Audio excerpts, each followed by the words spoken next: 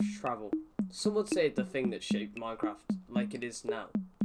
People use it in a variety of ways though, mainly to go from point A to point B. And also travel is used in loads of different methods like boats with 1 block gaps for extra speed and minecart boosting. And newer ways that can travel for thousands of blocks in literally a second.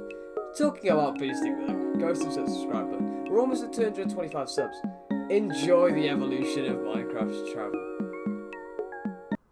So to begin a video like this, we have to talk about the way people actually travelled at the start of Minecraft.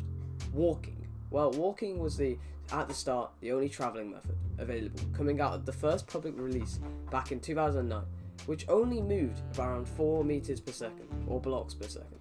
And that's actually changed it all since then, even in modern Minecraft.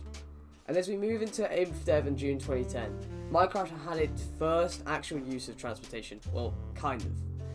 So in the first version of rails being added to the game, you could only use them for storing items in there, in the minecarts. Until after the next update, they changed the minecarts to the way it looks right now, so that you can actually ride them. The fastest you could go at the time was 8 meters per second in a minecart. With no powered rails and redstone, there was a massive struggle to find ways to do it.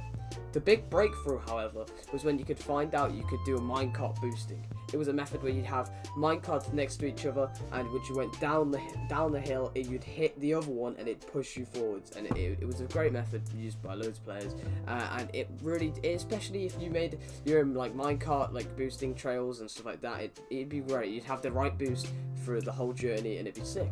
It wasn't even that hard to make either, so it was like very easy method and used by majority of the player base. And I think I even remember using one of them at one point.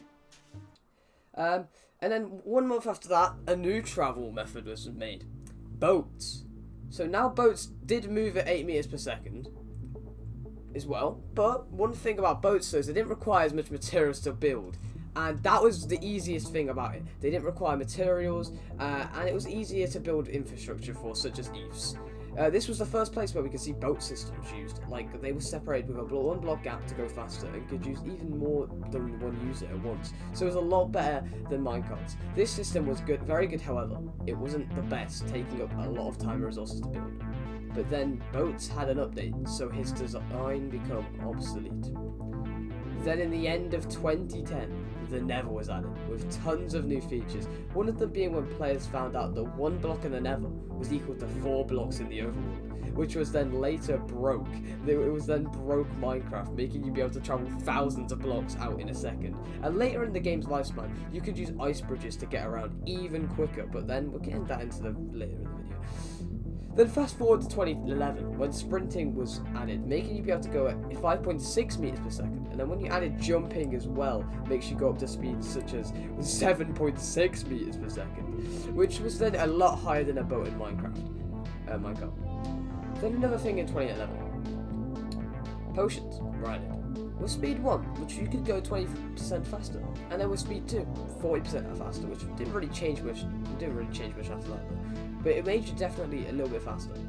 Then in 2013, though, in version 1.6.1, a feature that was requested heavily by players before that, and even I remember being one of them people. But even before that, it was already in the game. Like the creators of the Moan Creatures mod added the horses to the game, which also helped make the horses into the game become a reality for vanilla players like me. Which makes the horses unique from all different types of transport, is each different horse has a different speeds, ranging from 4.7 blocks a second to 14 blocks a second, which is also a lot faster than minecarts and boats. But with horses' limited movement, being only able to go on ground, because if you go in water then, yeah. But before we go into that next update, I'd like to show you guys my new server, mc.playscraft.co.uk. My new Minecraft server, Playscraft, will be out on 31st of July. Join the Discord for that. Honestly, it's going to be sick. Please go check it out. It's going to be sick. It's going to have different games like factions mainly, also Skywars, and also going to have a community vote to vote like our own custom game modes we're going to have. It's going to be sick. So stay tuned for that. And also do join the Discord for that. And also, stuff like Skywars, and like it's going to be sick. It's also going to have 1.19 combat for Skywars as well, and also, it's just going to be sick. Just check in the link description for that. Anyway, we'll dig out to the next item. So, the next item of transport was made in 2013. It was known that if you used a boat on ice, it would make you go incredibly fast. 57 meters to be exact.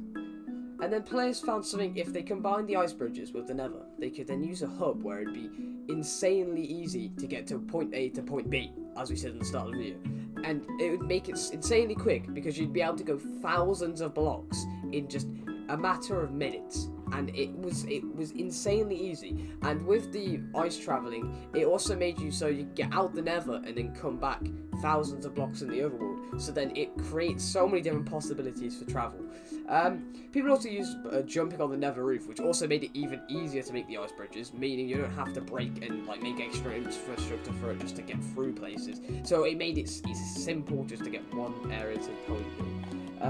But anyway, then in version 1.9 in 2016, the game's most controversial update ever, and even regarded as the most controversial still, giving creative mode-like abilities like fly to players was such a bad idea. The elytra was pretty easy to get as well. In a few hours it was made, like you can easily get it. It's not even that hard. You just go to an end city, and that's it. People can speedrun the game in 5 minutes at this point, so you can just easily get there. And anyway, at the start you didn't have any fireworks though to boost yourself up, so players found out other ways in order to use the bone to hit themselves forwards with punch, making them go very fast and up to 76 meters per second when aiming at the fastest. Then in 2019, however, the Village and Pillage update was then added, making you be able to use a ravager to send yourself up to 1,000 meters per second, which was pretty easy to make. But in survival mode was very hard, because getting the ravager in place would have been like insanely hard for me, especially. I wouldn't have been able to, I would have died 1,000. Then to now, there is a way that people can use enderpearl physics to teleport themselves and make. It's mad, right? They can teleport you literally like thousands upon thousands of blocks out. And there is a map, which I can't find the download for it right now, but I'll sort of show it on screen, but it makes you go thousands of blocks out of the map. And they use enderpearl physics to teleport the enderpearl and push the enderpearl, and basically they use TNT to push it, so it just sent a massive cannon, I think, and it sends you flying out of the map. And it's so, honestly though, if you tried this in survival, it would have taken months to build, probably even a year at that point, because I can't even comprehend how hard that'd be to make, and it'd take up so much resources. So obviously nobody's gonna build that unless you really want that, because obviously it's a lot. Once you made it, it's a lot easier to traverse across the map, but like, yeah, it's very hard to do. But anyway, guys, I hope you enjoyed the video. Remember, my new Minecraft server, Java and Bedrock compatible, is out in July 31st, so be there. Honestly, details for it in the description. Also, please try and help me get to 225 subs. I know we can do it, guys. Thank you, guys, and peace.